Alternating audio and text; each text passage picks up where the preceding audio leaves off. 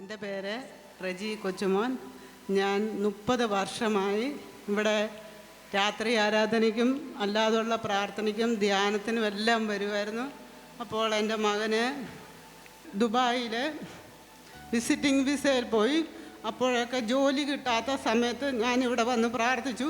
അപ്പോൾ അച്ഛൻ പറഞ്ഞു, കുടുംബസമേതം വന്ന് തപസ് കൂടിയാൽ മോൻ അവിടെ ജോലി കിട്ടുമെന്ന് പറഞ്ഞു.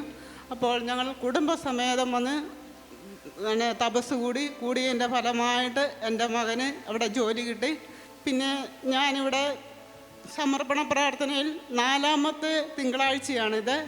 അപ്പോൾ എൻ്റെ മരുമോൻ എന്നോട് പറഞ്ഞു, അമ്മ, എൻ്റെ ഒരു കൂട്ടുകാരന് ബ്ലഡ് ക്യാൻസറാണ്, അമ്മ ഇവിടെ പ്രാർത്ഥിക്കണം, അത് മാറിക്കിട്ടാൻ. ഞാൻ സമർപ്പണ പ്രാർത്ഥനയിൽ അമ്മ ഒരു നിയോഗവും അത് വെക്കണം. കഴിഞ്ഞ തിങ്കളാഴ്ച രാത്രിയിൽ എനിക്ക് ഫോൺ വന്നു, ആ മകന് ബ്ലഡ് ക്യാൻസർ പൂർണ്ണമായിട്ടും മാറി. നോക്കിയപ്പോൾ ബ്ലഡ് ക്യാൻസർ ഇല്ല, ഒരാഴ്ചയെ മരുന്ന് കഴിച്ചുള്ളൂ. ശക്തികുളങ്ങരയാണ് വീട്, സുനിൽ കുമാർ എന്നാണ് പേര്. അതുകൊണ്ട് 1000 നന്ദികൾ.